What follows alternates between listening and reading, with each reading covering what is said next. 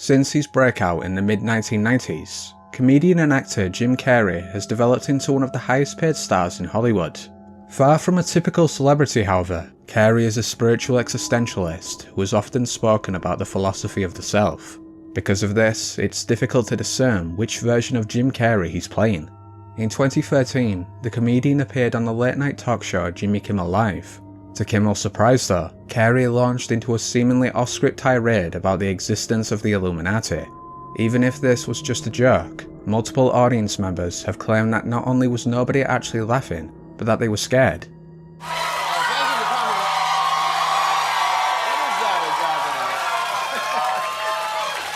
Is that a gang sign? Have you, Oh, like you don't know what it is.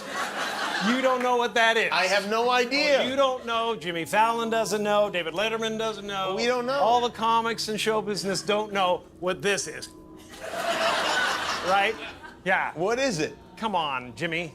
Seriously, the time is up. People are hip to this kind of stuff. I'm here tonight to blow the lid off it, to be the whistleblower. I'm sick and tired of the secrets and the lies. It is the secret symbol of the Illuminati, and you're a part of it, and it is the all-mocking tongue. Oh, I like it. It's the symbol of the all-mocking tongue. And I'm sick of it. I want everybody to be in on the joke, man. You know what I mean? For years now, talk show hosts, people on television, people in sitcoms have been hired by the government to throw you off the track, to distract you, to make you laugh and stuff like that, make you happy and docile so you don't know what's really going on.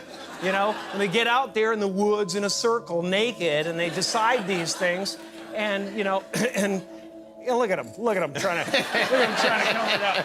It's hilarious. And, you know, and I'm sick of, hold on a second. You know what they're trying to do? Who? This thing is buzzing, hold on. They're trying to turn us into, you know, consumer drones of some sort. Hold on, I just gotta get this. And, yeah. Yeah, listen, I'm in the middle of blowing the lid off some,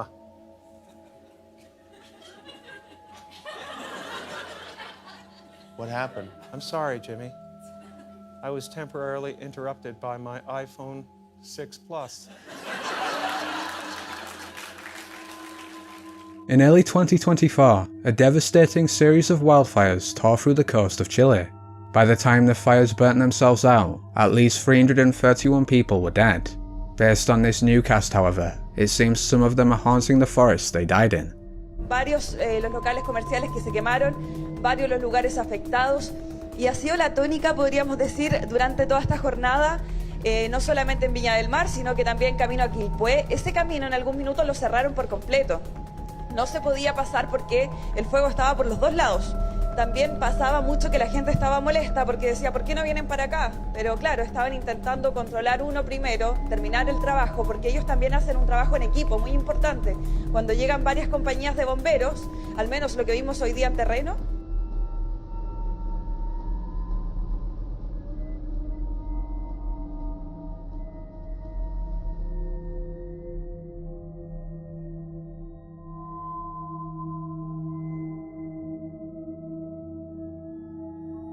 As of the writing of this video, Princess Kate Middleton's last public appearance was on Christmas Day 2023. The official explanation given for this is that she is undergoing cancer treatment, yet some believe that the truth is significantly more sinister. On April 23, 2018, Kate gave birth to her third child, Prince Louis. Just several hours later, she and her husband Prince William appeared on the steps of St Mary's Hospital to present their baby to reporters. But while most viewers were focused on the newborn prince, others were drawn to Kate's red dress.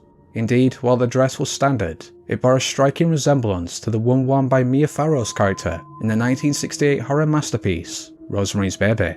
For those unfamiliar with the film, it follows an expectant mother who learns that she is the victim of a satanic ritual to birth the Antichrist.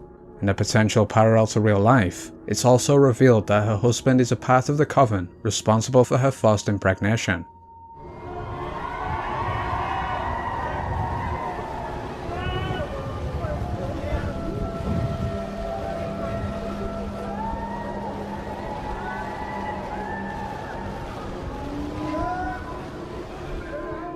Regardless of whether this was a coincidence, rumours of satanic influences within the royal family have only festered with this recent portrait of King Charles III.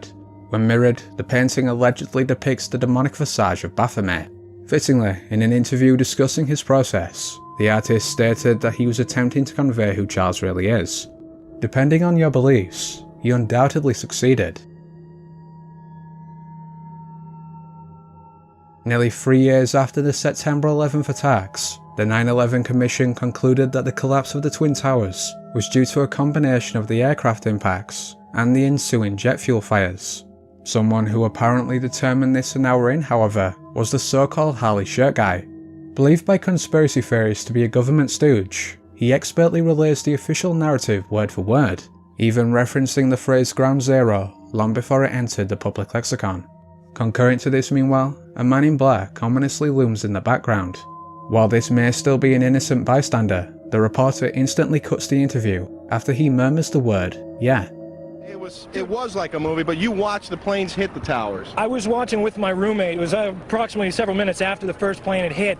I saw this plane come out of nowhere and just ream right into the side of the Twin Tower, exploding through the other side. And then I witnessed both towers collapse, one first and then the second, mostly due to structural failure because the fire was just too intense. Obviously, there were a lot of people inside the buildings at the time. Two guys from the 7th Precinct, the 1st Precinct, the fire department right here, the 7th truck, those guys are all right there at Ground Zero when those things went down. And I'll tell you, that's a wake-up call when you see cops running for their lives, and people too, women's pushing baby carriages, that sort of thing. Well, you had the first tower first. That one, when that first went down, it just pushed everybody back, and it was a good 15 minutes before the second tower finally collapsed. Yeah. And it was just overwhelming, and by that point, it was just insane. Well, I'm hearing a lot of similar stories from people who were inside the building. Following the close of this interview, the reporter turns to a man wearing a face mask. Unlike the first alleged actor though, this one is seemingly caught off guard.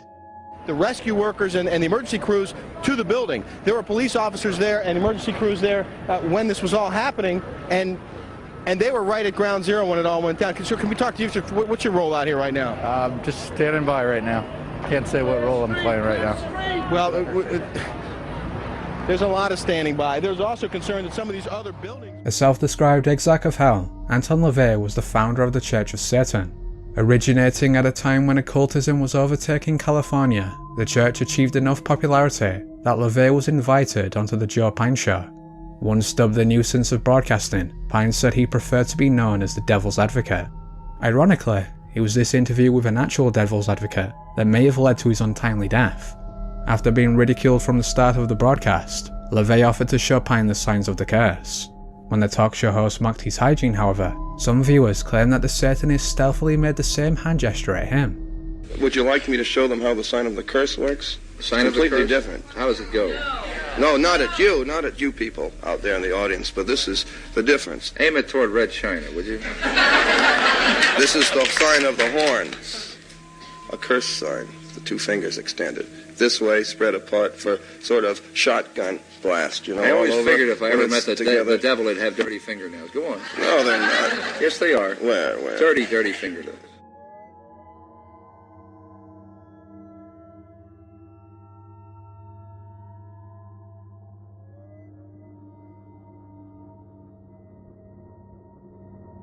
Curse or coincidence, Pine was diagnosed with cancer shortly after this interview. 2 years later, the talk show host passed away at 45. This though isn't the only death that LaVey is alleged to be responsible for.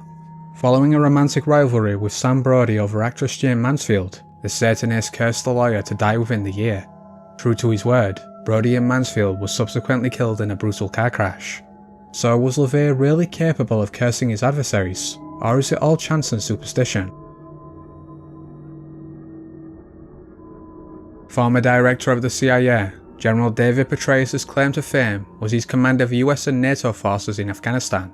In June 2010, Petraeus was summoned to testify before the Senate Armed Services Committee. Under questioning by Senator John McCain, however, he abruptly slumped over in his seat. Nearly half an hour later, Petraeus returned to the hearing room. When asked about his fainting episode, he pointed the blame at a case of dehydration, yet others believed this was a cover-up. After scrutinising the C-SPAN footage, some viewers have noted that Petraeus appears to shapeshift. While this admittedly sounds absurd, It's evident that McCain is genuinely disturbed by what he's witnessing. And whether we're going to do what's necessary to succeed rather than set an arbitrary timeline. And the best way to